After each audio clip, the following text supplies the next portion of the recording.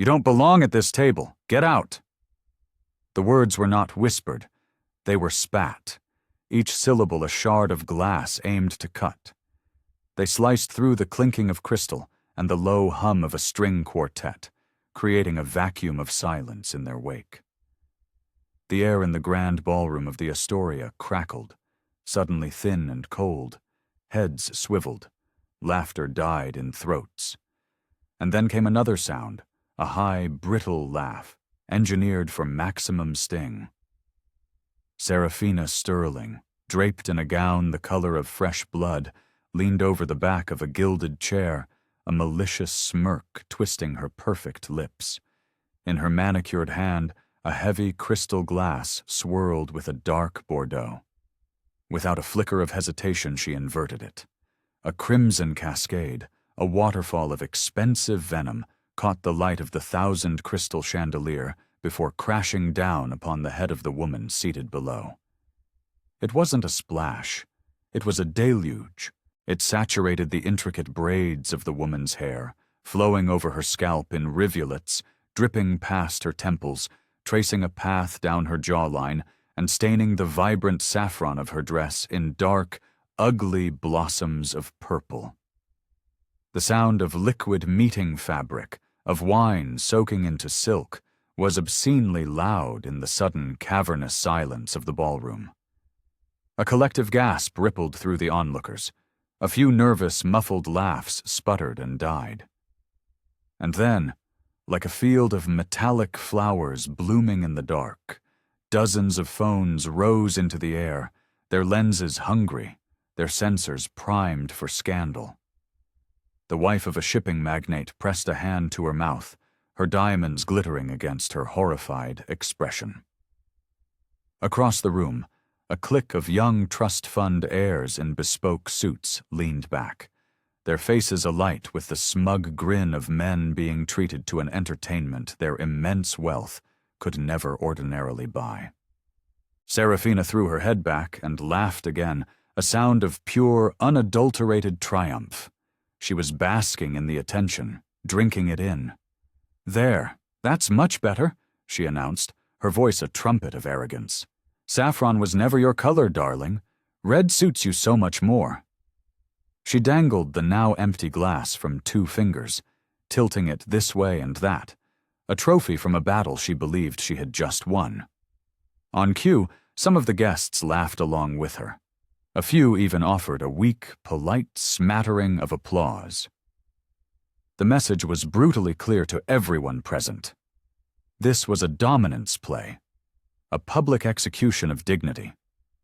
But the woman in the saffron dress, the black CEO Imani Carter, did not move. She did not flinch when the cold wine shocked her skin.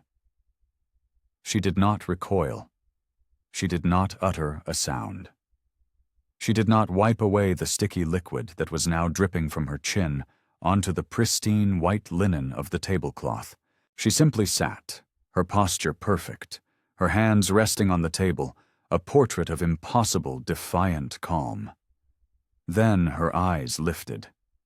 It was not a hurried glance, not a desperate search for an ally. It was a slow, deliberate, calculated motion, her gaze, dark and profound, locked onto Serafina's with a quiet force that was more powerful than any shout. The laughter in the room began to falter. One by one, the chuckles choked and died. The ripple of noise collapsed back into a suffocating silence. Serafina's smirk stiffened, a fractional tightening at the corners of her mouth, but she forced another giggle, tossing her platinum blonde hair, playing to the crowd she was rapidly losing. "Come on, don't be shy. Smile for the cameras," she taunted, gesturing with the empty glass toward the constellation of glowing phones aimed at their table. Yet even she could feel it. The current was turning. The spectacle was no longer hers to command. The woman she had tried to humiliate needed no words. Her stillness was a weapon, heavier than outrage, louder than any scream. Every crimson drop that fell from her chin to the tablecloth was an unspoken declaration. Every tick of the grandfather clock in the corner, every second of stretching silence, built a pressure that Serafina's hollow laughter could not dissipate. The grand ballroom itself seemed to bend and warp around Imani's composure. The chandelier glittered above, a silent, indifferent star, but the spotlight had shifted. The woman dripping with wine was no longer the object of ridicule. She was becoming something else, something terrifying. An unshakable center of gravity that every panicked gaze now helplessly orbited. Before we continue this story, I have to ask you, where are you watching from?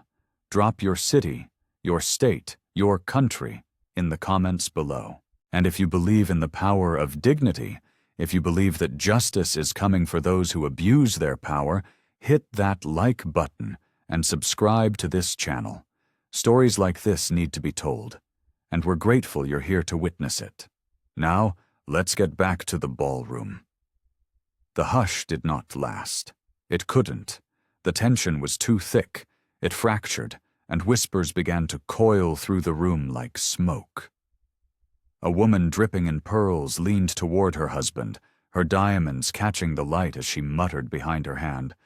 "My God, Richard, did you see that? She just sat there." Another man, a rival tech mogul, chuckled low, shaking his head with a grim satisfaction. "She won't last 5 minutes in this circle, not with that kind of passivity. You have to fight fire with fire." But not all the whispers carried scorn. From the far end of the sprawling table, a veteran investor frowned, his eyes narrowing not at Imani, but at Serafina. He leaned toward his neighbor, his voice a low growl. "Too far. That was classless. It was too damn far." His words were barely audible over the distinct click of a phone camera's shutter. Oh, the phones. They were everywhere, a dozen different angles capturing the wine as it continued its slow, merciless journey down Imani's dress. Each frame, each short video clip, was already destined for Instagram stories and Twitter feeds before the night was over. Some held their screens high and proud, their faces illuminated by the thrill of witnessing someone else's humiliation. Others tried to be more discreet, pretending to check their messages while their lenses burned the scene into digital memory. And then the laughter rolled back, scattered at first, then gaining momentum like a dirty tide. The group of young heirs, men who had inherited fortunes they'd never had to earn, began clapping each other on the shoulders. One of them, his eyes bright with a casual inherited cruelty, leaned over to his friend. She should be grateful. That bottle of Chateau Margaux costs more than her entire outfit. Their laughter was loud, braying, and obnoxious, designed to fill the void left by Imani's refusal to scream, to cry, to react. A woman with a face pulled tight by surgery smirked as she adjusted the napkin in her lap. "Serafina is right. She doesn't belong here. Look at her. She can't even defend herself. Pathetic." Serafina, hearing these murmurs of support, lifted her empty glass once more, conducting her orchestra of derision. She performed a mocking little curtsy toward the still figure in saffron, basking in the wave of validation from her sycophants. "A toast," she announced, her voice ringing out, "to the outsiders." More laughter, more applause, the clinking of glasses. Yet beneath the cacophony, a dangerous current of tension was stirring. Not everyone was laughing. A pair of venture capitalists whispered urgently behind their menus, concern etched onto their faces.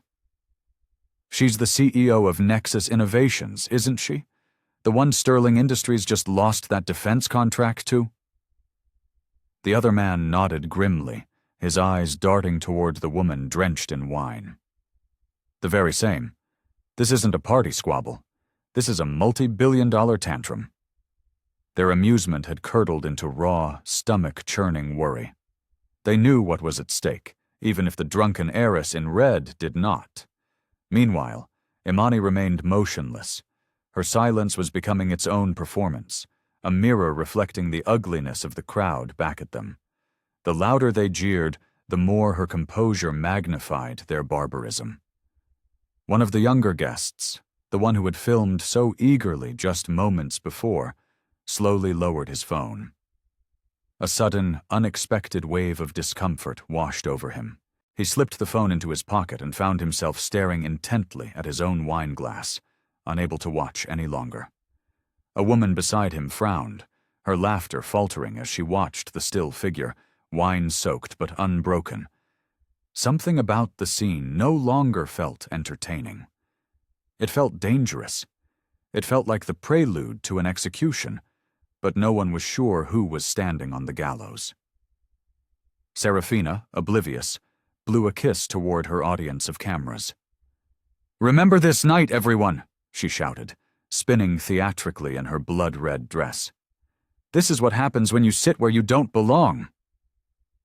Her laughter burst forth again, high and wild, a desperate, shrieking sound that filled every corner of the gilded hall. But in the quiet spaces beneath that laughter, in the pause between the gasps and the claps, eyes began to shift. The balance of power was changing. Not everyone was laughing anymore. Not everyone was blind to the storm that was about to break.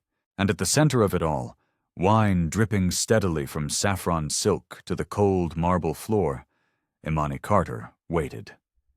Her gaze never wavered. The battle had been declared, but she knew, with a certainty that chilled the air around her, that she would be the one to fire the last shot. Wine dripped from her temple, slid past her cheek, and vanished into the folds of her dress. Still, she sat with a spine of steel, her hands resting lightly on the table as if she were merely waiting for the next course to be served. Around her, the room hummed with a nervous, frantic energy. Laughter that was pitched too high, whispers that were too sharp, the clinking of glasses used as a shield against the suffocating unease. But when her eyes lifted again, the noise seemed to dim, as if someone had slowly turned down the volume on the entire world. She looked first at the empty glass in Serafina's hand, the weapon that had been turned into a trophy. Then her gaze traveled higher, settling on the face of the woman in red. The smug smirk on Serafina's lips faltered. It was just for a fraction of a second, a barely perceptible flicker, but in that moment of absolute silence, the crowd saw it. Imani's stare was deliberate, unhurried, and piercing. She didn't need to speak. Her silence wrapped around her like a suit of armor, and the sheer weight of it pressed down on the room. Her composure was now the loudest thing in the hall. A ripple of discomfort spread. One guest shifted in his chair, suddenly, acutely aware of how loud and foolish his laughter had sounded just a moment ago. Another guest lowered her phone, a hot flush of shame rising in her cheeks at being caught recording such a cruel act. The cameras were still pointed, but their owners were no longer certain they wanted proof of what they were witnessing. Serafina tossed her hair, forcing a brittle laugh that shattered against the wall of silence. "What? Cat got your tongue? No witty comeback?" She sneered, but her voice cracked, betraying the anxiety creeping up her throat. She leaned closer, waving the glass in a gesture of mock triumph. "You should thank me. No stylist could ever make you stand out like this." Her cruelty was met with nothing but absolute, unnerving silence. And then, slowly, Imani blinked. One single measured blink. Her lashes were heavy with wine, and as her eyes opened again, they were calm, cold, and utterly unflinching. It was the look of someone who had already seen the end of the game, someone who held the power to burn the entire board to ash with a single thought. Serafina felt it. She took an involuntary step back, a small half step, but it was enough. Those watching noticed. The murmurs stirred again, this time with a different quality. "Did you see that? She's not even angry," someone whispered. Another voice replied, laced with a new unease. "No, she's waiting. Imani adjusted her posture slightly, straightening in her chair, a subtle movement that drew every eye. She lifted one hand, not to wipe away the wine, but to place it gently on the stem of her own glass, her fingers curling around it with a quiet, unnerving certainty. The movement was small, but it commanded the attention of the entire room. Her gaze never left Serafina. She let the silence stretch, a silence thick enough to drown the mocking giggles that tried and failed to spark back to life. The crowd leaned in without realizing it, drawn by the immense gravity of her stillness. And in that charged, breathless pause, something fundamental shifted. The spectacle no longer belonged to the woman in red. The spotlight had moved. Every eye was on the drenched figure at the table, not as a victim, but as the calm, quiet center of a storm that no one else could yet see coming. Serafina forced another laugh. Too loud, too hollow. She waved to the crowd, as if to reclaim their attention, but her eyes flicked nervously back to the woman she had so foolishly tried to humiliate. And what she saw staring back at her was not weakness. It was not fear. It was a warning. The grand banquet hall buzzed with attention so thick it was almost tangible. Guests leaned closer to one another, their voices lowered to conspiratorial whispers, the unease spreading like a network of fine cracks across a sheet of glass. The wine kept dripping. The silence kept deepening. And at the center of it all, Imani Carter's eyes told a story that no one else dared to speak aloud. This is not over. Serafina shifted her weight, the heels of her Louboutins clicking softly against the marble as she desperately tried to reclaim the rhythm of the room. Her smile widened, brittle and sharp at the edges, the kind of grin that dared the crowd to laugh with her or risk being seen as standing against her. She twirled the empty glass in her fingers and let it dangle carelessly at her side. "Oops," she announced, her voice a caricature of innocence. "Guess I got a little carried away, but come on, look at her. She actually looks better this way, don't you think?" She gestured grandly toward Imani, who remained seated, silent, dripping wine like a statue carved from pure resolve. A few obedient, nervous chuckles followed her cue. A smattering of applause rose from her loyal circle of sycophants, all desperate to keep her fragile ego intact. One man clapped too loudly, his forced laugh bouncing around the hall like broken glass. But beyond that shallow ring of supporters, the atmosphere wavered. Guests exchanged wary, uncertain looks. A woman covered her discomfort by taking a long, slow sip of champagne. An older gentleman meticulously adjusted his cufflinks, finding the pattern of the tablecloth suddenly more fascinating than the spectacle before him. Serafina tilted her head back, basking in what she tragically mistook for admiration. She raised her chin, her red dress catching the light, the diamonds at her ears flashing with every exaggerated theatrical gesture. She was undeniably beautiful, but her beauty had curdled into something sharp, arrogant, and ugly. She strutted around Imani's chair like a predator circling its prey, her heels tapping out a sharp rhythm of disdain. "Tell me," she leaned in close, her cloying perfume filling the air, her tone dripping with venom. "How does it feel to sit among us? To wear your little saffron dress and pretend you belong? Did you really think no one would notice you're an imposter?" The room held its breath. Every syllable was a calculated strike. Every pause was a deliberate insult. Serafina wanted to break her target, not just with wine, but with words. To strip away her dignity, layer by painful layer, until nothing remained but raw, exposed shame. And then she laughed again. Louder this time, shriller, turning her head toward the crowd as if sharing a private joke. "Don't be shy, everyone. Take a good long look. This is what happens when you fly too close to the sun." Phones flashed. Glasses clinked. But the energy was thinner now, stretched taut and ready to snap. Even those who were still laughing felt the cold unease coiling in their stomachs, the nagging thought that the joke had gone too far, that a line had been crossed from which there was no return. Imani remained immovable. Her silence was beginning to feel menacing, like the eerie calm of the sky just before a hurricane makes landfall. She did not speak, but her presence screamed volumes. Her gaze followed Serafina with a calm, unnerving precision, tracking her every exaggerated movement as though she were measuring the cost of each and every insult. Serafina tried to hold that gaze but found herself glancing away, unable to withstand its intensity. She spun again, tossing her hair, twirling the empty glass in frantic circles. She leaned into her role, convinced that a good enough performance could erase the tremor of doubt that was beginning to creep into her chest. "Smile for the cameras," she sneered, lowering her voice just enough for those nearest to hear. "This will be the only headline you'll ever make." Her laughter spilled out once more, but it sounded different now.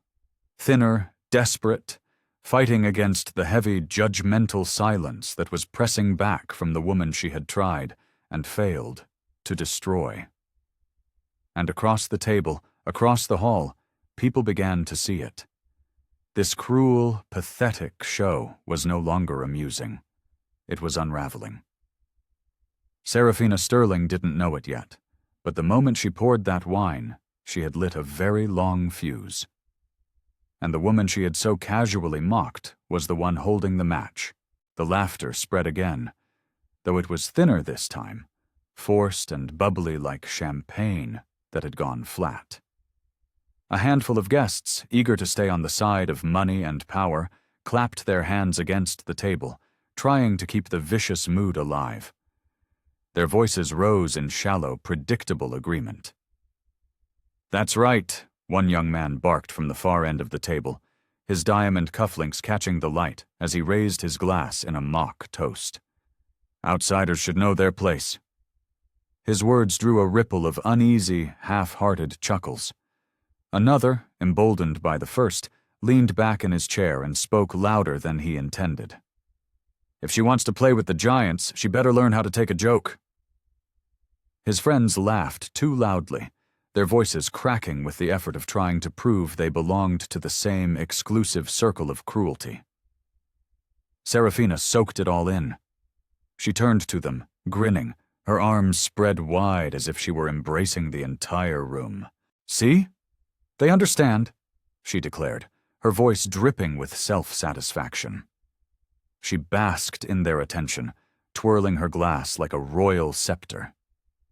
"This is what happens when you forget where you came from." But cracks were forming in her wall of support. Not everyone was laughing. At the adjacent table, a woman whispered sharply to her husband, "This is ugly, Robert, truly ugly." He cleared his throat and glanced away, unwilling to meet her eyes, unwilling to take a stand. At another corner of the vast room, the two venture capitalists exchanged looks heavy with unspoken calculations. One murmured, so low only the other could hear, "The Nexus deal was worth $2.4 billion to her company. Sterling lost the bid last Tuesday." The other man gave the faintest of nods. Both fell silent, staring down at their plates, suddenly unwilling to participate in the farce any longer. Yet the cruel chorus kept going. Phones hovered higher, their lenses recording everything. One guest angled his camera deliberately to frame Imani's drenched figure, zooming in on the streaks of wine running down her skin like tears of blood. He chuckled to himself, already imagining the clever, cutting captions he would post later. "Smile!" someone shouted from across the hall, their voice slurring with alcohol. "Give us a good shot for the gram!" A roar of laughter followed that comment, echoing off the high marble columns and bouncing under the glittering, indifferent chandelier. Serafina twirled once more, her red dress swirling dramatically around her legs. She blew a kiss to the crowd, delighting in the mock applause. "Don't forget this night," she cried, raising her empty glass high. "It's the night an imposter got exposed." She bowed with theatrical exaggeration, reveling in her performance. Her loyal ring of guests clapped harder, their laughter rising again, desperate to feed her insatiable ego. But the energy was hollow now, sustained by habit more than genuine joy. And in the center of it all, Imani Carter still sat in silence.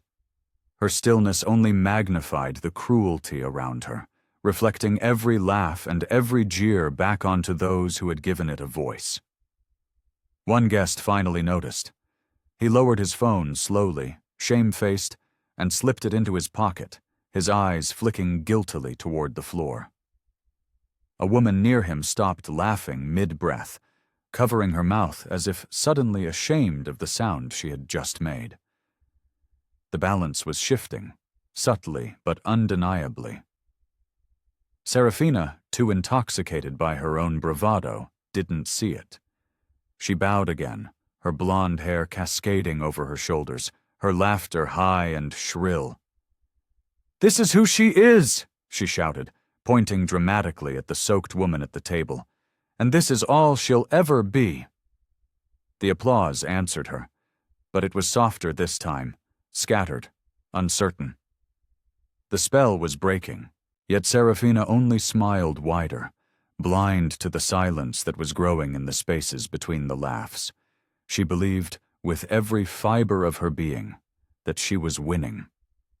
She didn't know that the floor beneath her feet was already beginning to crack.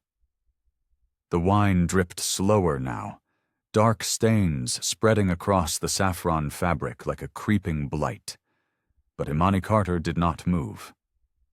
She sat anchored, as though the gilded chair itself were a throne, and the entire hall, against its will, had become her court.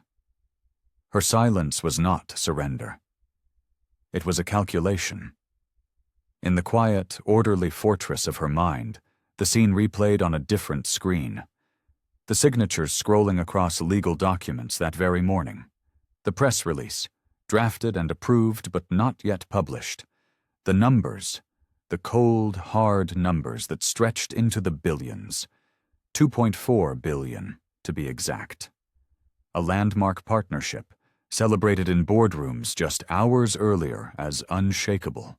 And now, within the span of a single hour, her so-called partner's younger sister had turned that alliance into a public spectacle of humiliation. Serafina laughed again, tossing her hair, clinging to the sound of her own arrogance like a drowning woman clinging to a piece of driftwood. "What's wrong?" she mocked, leaning close enough for her heavy, floral perfume to clash with the sour tang of wine. "Cat got your tongue? I thought powerful women always had something to say." Imani's eyes didn't flicker. She studied her tormentor with an unnerving, analytical calm. Her gaze was slow and deliberate. She wasn't looking at the wine stain. She wasn't looking at the leering crowd. She was looking at the arrogance itself, measuring it, weighing it, and deciding its precise cost. "You think this is power?" Her thoughts were a whisper in the silent chamber of her mind, a glass of wine, a hollow laugh, a crowd of sycophants eager to clap for cruelty. But real power doesn't need an audience. Real power changes the numbers that built this room. Real power rewrites the contracts your family clings to like a prayer. The din of voices around her blurred into a dull, meaningless hum. Every insult, every laugh, every whispered comment merged into a single background noise. All she heard with perfect clarity was the echo of her own resolve. She placed one hand flat on the table, steady, firm. The gesture was small, but it commanded attention. A few nearby guests glanced down, sensing a shift, though they were unable to name it. Her other hand moved with equal, deliberate care, lifting the folded linen napkin from her lap. She dabbed gently at her jawline, removing a single streak of wine without a hint of hurry. It was not a gesture of weakness, of cleaning up a mess. It was a gesture of absolute control. Serafina smirked. "Finally. Cleaning yourself up, are we? It's a little late for that." Her words were loud, meant to be heard by everyone. But they stumbled in the air, brittle and weak against the profound silence that followed Imani's calm, measured movements. Inside, the decision crystallized. Every insult, every laugh, every drop of wine sliding down her skin was tallied, converted into a currency of consequence, and the final sum was clear. $2.4 billion, erased with a word. Her eyes rose once more, meeting Serafina's gaze directly. It wasn't a glare, not even a look of defiance. It was a look of pure, cold certainty, the kind of certainty that unsettled even the most reckless and arrogant of souls. Across the hall, a few guests shifted uneasily in their seats. They couldn't explain it, but they felt it. The gathering storm behind those calm eyes, the crushing, mathematical inevitability of consequence. Serafina faltered again, just for a second. She raised her chin higher, trying to smother the flicker of doubt with another laugh. But the crack had already appeared in her facade, and in the silence that stretched between them, Imani Carter thought only one thing. Your family believes they poured wine on me. They don't see that I'm about to pour billions out of their reach. The wine-stained napkin slid back onto the table, folded with impeccable care, as though the stain upon it meant nothing at all. Imani's hands returned to a position of stillness. Her gaze swept the hall, not hurried, not seeking sympathy, but simply observing. Each guest felt the weight of her eyes as they passed over them. Some averted their faces, suddenly fascinated by their dinner plates. Others pretended to take a sip of champagne, their movements stiff and unnatural. The air grew dense, fragile, every small sound, a cough, a shifting chair, sharp and loud against the silence she commanded. Serafina tragically mistook that quiet for victory. She strutted closer, her heels striking the marble with a deliberate, rhythmic click. "There it is," she said loudly, turning to the crowd as if she were delivering a line from a play. The silence of someone who knows deep down that she doesn't belong. A few of her cronies clapped on cue. A nervous, uncertain ripple of laughter followed. But Imani remained utterly unbothered. Her stillness was no longer defensive. It was strategic. She reached for her phone, which lay face down on the table. The screen lit her palm with a soft, ethereal glow. Her fingers moved with unhurried, deadly precision, tapping the screen once, twice. She lifted it to her ear. The shift in the room was immediate and profound.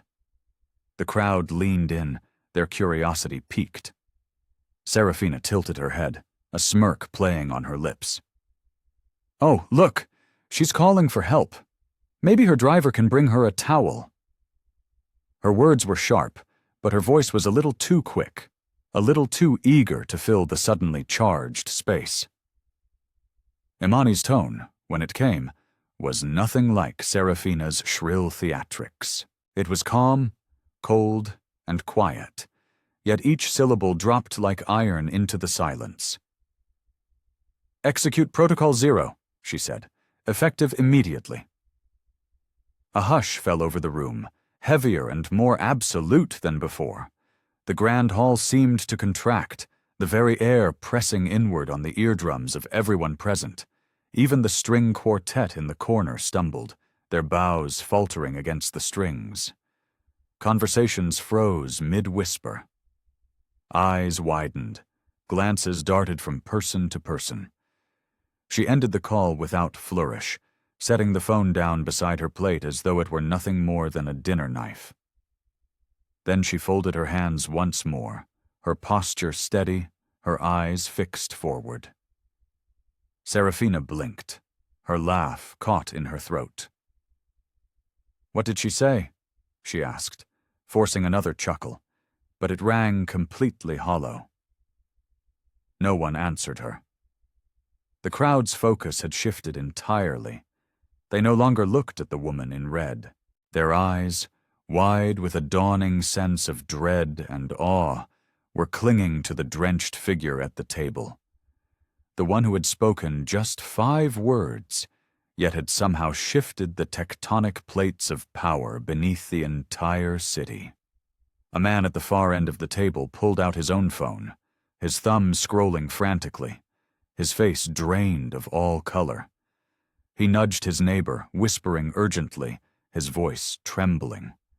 Another guest's screen lit up, displaying a breaking news alert from a financial wire service. The whispers grew faster, sharper, like the frantic ticking of a bomb. "She can't mean the Sterling deal, not today's deal." "Protocol Zero? What the hell is Protocol Zero?" Serafina's smile wavered, cracking at the edges.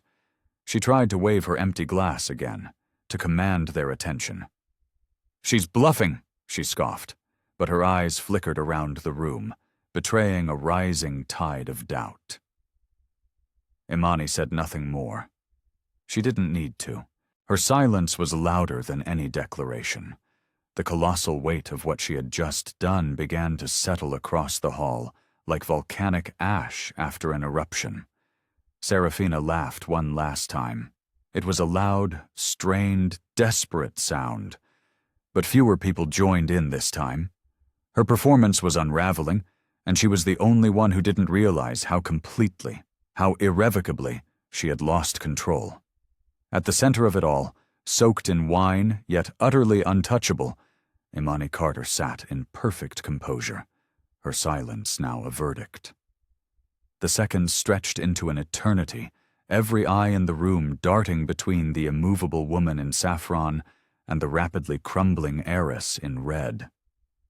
The buzz of whispers grew into a low, anxious rumble, words colliding, scattering, rising again in panicked crests. Somewhere near the back of the room, a phone chimed with a stock alert. Another followed, and then another, a cascade of digital alarms sounding the death knell of an empire. The first man to glance at his screen went pale. "Oh my God," he muttered, his fingers trembling as he scrolled through the notification. "It's real. Nexus Innovations has pulled out of the Sterling merger." His neighbor leaned over, his eyes widening in disbelief at the numbers flashing across the display. One by one, screens lit up around the room. The news spread like wildfire. The contract, the investment, the billions, gone. The official headlines weren't even written yet, but the financial tremors were already shaking the foundations of the grand hall. A woman clutched her husband's arm, her voice a strangled whisper. She couldn't have. "She did," he whispered back, his own voice raw with shock. $2.4 billion, wiped clean. The quartet had stopped playing altogether. Their bows hung frozen above their instruments, waiting for a permission to continue that would never come. The only rhythm left in the room was the sound of heels clicking frantically against marble, and that belonged to Serafina, who was now pacing, her smile completely gone, replaced by a mask of cracking confusion. "She's bluffing," she insisted, her voice louder now, laced with a desperate edge. "This is a party trick, a little drama, that's all it is." Her laugh was high and shrill, but no one echoed it this time. Every head was bent over a glowing screen. Conversations snapped like sparks in the dark. "It's gone. Check the market feed." "I just got the same alert from my broker." "Do you understand what this means for their stock tomorrow morning?" Serafina spun toward the crowd, her arms outstretched in a pleading gesture. "Why are you all staring at your phones? She can't do this. My brother, our family, we control this city." But her voice no longer filled the room. It was swallowed by the horrifying truth scrolling across every device, by the immense weight of the silence building around the soaked figure who had uttered just 5 words and undone a dynasty's worth of arrogance. Imani Carter reached for her glass. Not the empty one wielded by her tormentor, but her own, still half full of water. She lifted it calmly, her hand as steady as stone, despite the wine still dripping from her sleeve. She raised it to her lips, took a single, deliberate sip, and then set it back down on the table with quiet, unassailable grace. No announcement, no explanation, only composure. The hall erupted, not with laughter, not with applause, but with a storm of whispers that felt louder and more powerful than any cheer. Chairs scraped against the floor as guests leaned toward one another, frantically trying to piece together what had just unraveled before their very eyes. Some sat rigid, too stunned to move. Others were already scribbling notes on napkins, their minds racing, already thinking of the boardrooms and headlines that waited outside these gilded doors. Serafina's breathing quickened. She spun back toward the woman she had tried to humiliate, her red dress clinging to her as though even the fabric knew the fire had burned out. "You think you can scare me with this little game?" she demanded. But the tremor in her voice betrayed her completely. Imani finally lifted her eyes again, as calm as ever, meeting her tormentor's gaze with the same unflinching steel. She didn't answer. She didn't have to. The room itself answered for her. Because everyone in that room now understood. This wasn't theater. This wasn't a game. This was power. Serafina's laughter tried to rise one last time, brittle and forced, but it broke apart before it could fill the room. The audience no longer belonged to her. The guests had shifted in their seats, their faces illuminated by the cold, blue glow of their screens, their murmurs sharpened with a new, ruthless urgency. No one cared about her petty theatrics anymore. They cared about numbers, about markets, about the financial earthquake that was trembling beneath their own fortunes. A man near the head of the table barked into his phone, his voice shaking with panic. "Sell! Sell it all now!" His words shot across the room like a flare in the night, sparking more calls, more frantic whispers. A woman in silk gripped her clutch so tightly her knuckles had turned white. She stared across the table at the drenched figure of Imani Carter and whispered almost to herself, "She really did it."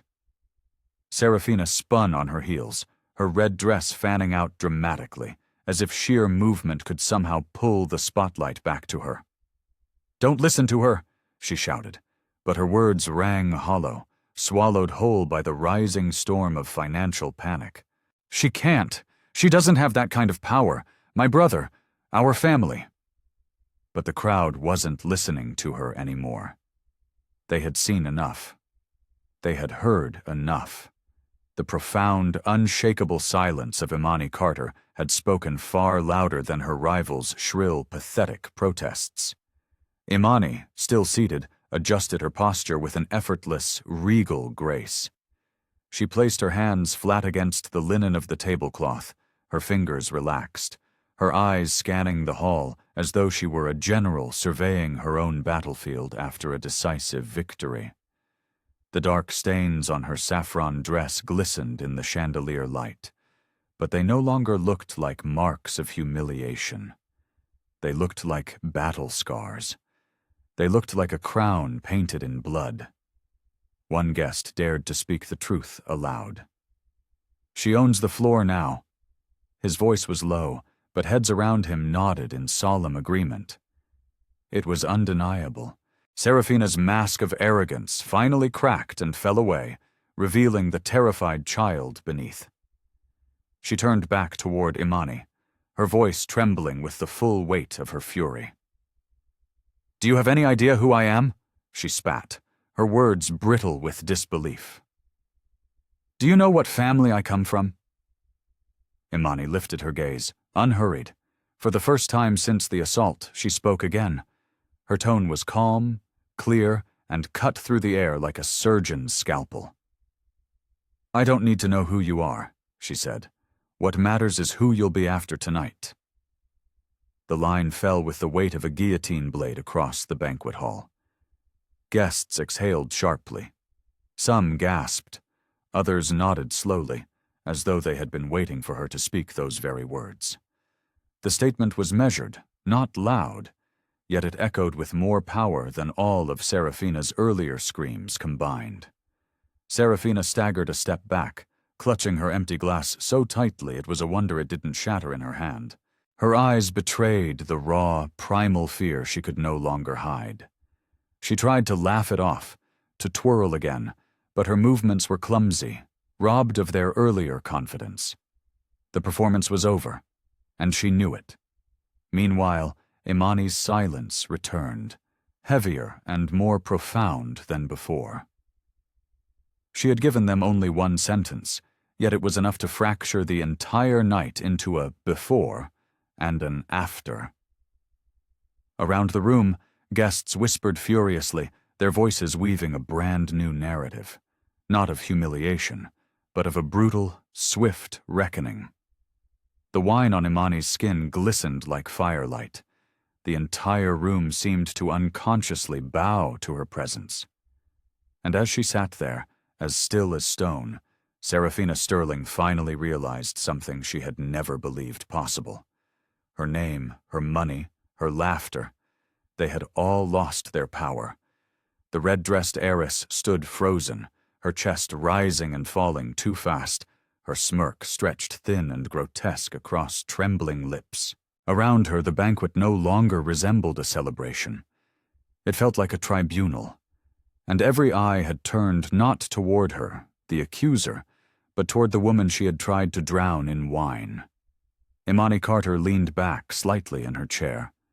Not slouched, not weary, but reclined, like a queen who was perfectly comfortable on her throne. The wine stains, once intended as symbols of ridicule, now clung to her dress like medals of defiance. Each drop that touched the marble floor below seemed to echo louder than the forced laughter of minutes ago. The phones were still raised, but their purpose had changed. Guests were no longer recording a humiliation, they were documenting a coronation. Their lenses framed Imani not as a victim, but as a force of nature, immortalizing the exact moment the balance of power in their world had irrevocably shifted. One man whispered to his wife, his voice filled with awe, "We're watching history." She nodded slowly, her eyes never leaving the drenched woman in saffron. Serafina tried one last, desperate time. "You all know my family. You all know my brother. We built this city." Her voice cracked, too shrill, too frantic. "She can't erase us with one phone call." But the room had moved on. A cluster of investors were leaning together, their hushed tones carrying across the silence. 2.4 billion, gone, in a 5-second call. Another shook his head, pure awe etched into his features. "She didn't even raise her voice." The weight of those words settled heavily over the room. Some guests now looked at Serafina with a sort of clinical pity.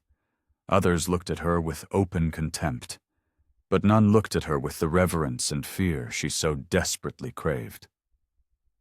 Imani lifted her glass of water again. Slowly, deliberately, she took another sip. The motion was unhurried, a quiet act of defiance that declared she owned not just her own dignity, but the entire room and everyone in it. The act was simple, yet it drowned out every protest, every nervous laugh, every desperate plea. And then she set the glass down with a soft, final click against the table. That tiny sound carried more authority than all of Serafina's shouting. Finally, Imani spoke again, her voice calm, steady, the kind of tone that carried further than any scream. "This room," she began, "celebrates wealth, power, and legacy. But you seem to have forgotten something. Those things aren't inherited in a glass of wine. They are built, they are earned, and they are protected." Her words slid through the crowd like an electric current. Heads tilted forward, listening, absorbing. Phones recorded with renewed urgency. Serafina stiffened, her face flushing a deep, mottled red that clashed horribly with her dress.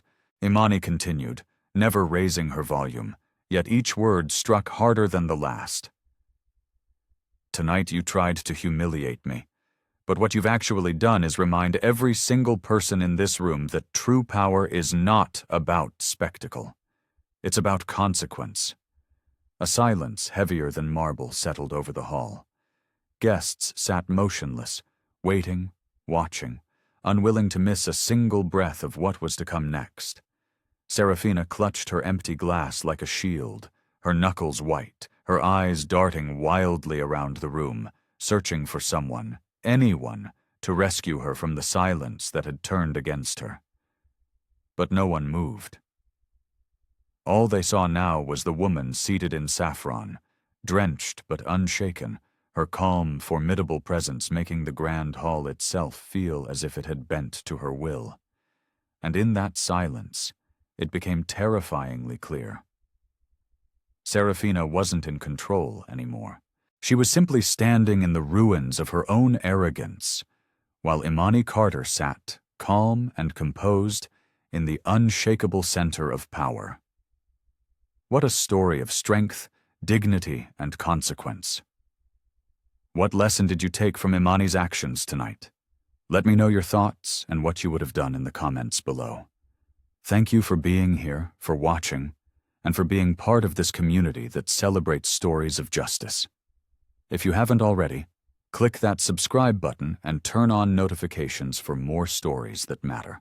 We'll see you in the next one.